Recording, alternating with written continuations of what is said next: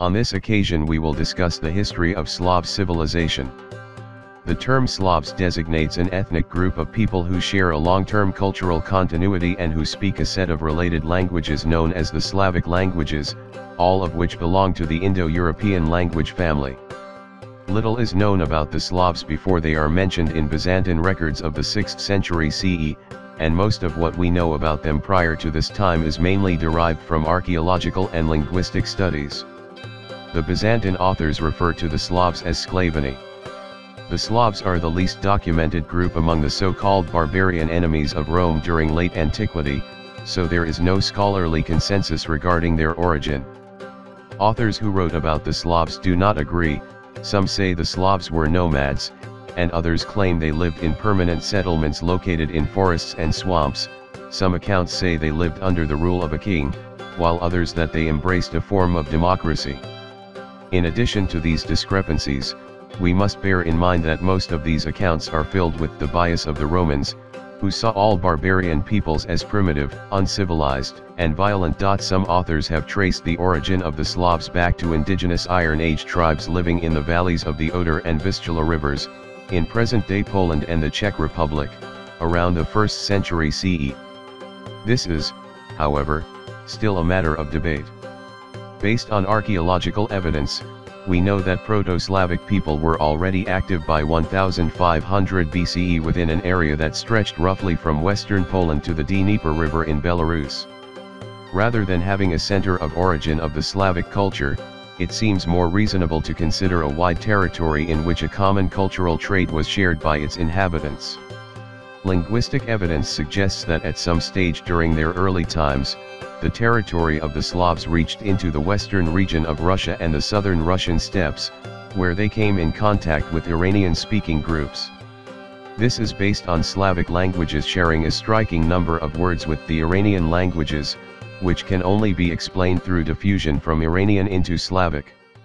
Later on, as they moved westward, they came into contact with German tribes and again borrowed several additional terms from Germanic languages.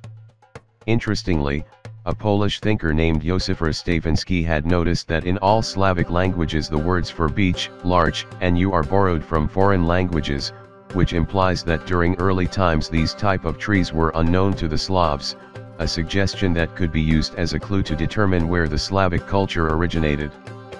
We have very little Slavic mythological material. Writing wasn't introduced into Slavic culture until the 9th and 10th centuries CE, during the process of Christianization. One important god of the Slavs was Perun, who was related to the Baltic god Kuno. Like the Norse god Thor, Perun was a thunder god, considered a supreme god by some Slavs, just like Thor was considered the most important god by some Germanic peoples.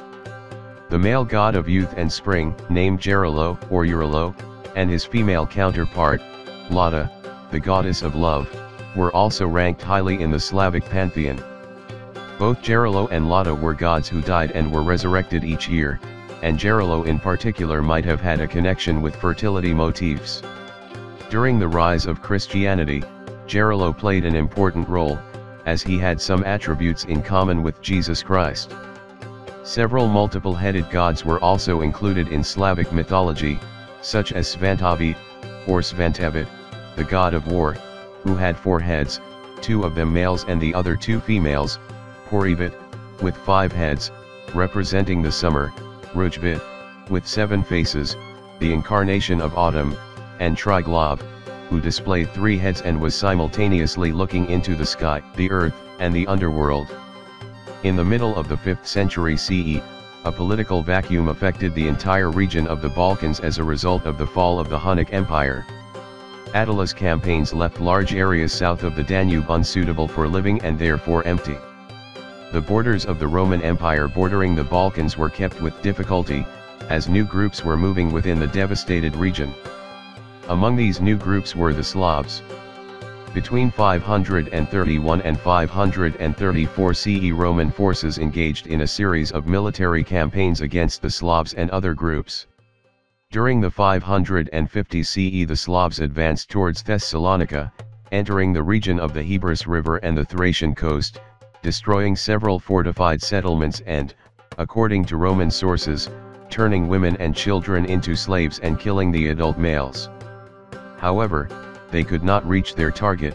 Thessalonica was saved from disaster due to the presence of a Roman army under the command of Germanus. Later, during the early 580 CE, the Slavs combined with the Avars to overwhelm Greece, Thrace, and Thessaly. The Romans made a pact with the Avars, who received an annual payment of 100,000 gold solidi in return for leaving the Roman borders untouched. The Slavs, on the other hand, did not take part in the agreement, and they marched on to Constantinople in 585 CE but were driven off by the Roman defense. The Slavs continued attacking other settlements, and they finally established the first Slavic permanent settlements in Greece. Early in the 600 CE, Rome organized a campaign against the Slavs with no positive results. The Slavs and the Avars joined together once again, forming a massive force in 626 CE and, aided by the Bulgars, laid siege to Constantinople. The barbarian coalition almost accomplished its goal, but the Romans managed to repel the attack. After this event, the Avar-Slav alliance came to an end.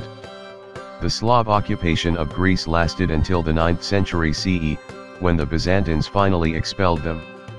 By that time, the Slavs had a solid presence in the Balkans and other regions in Central and Eastern Europe.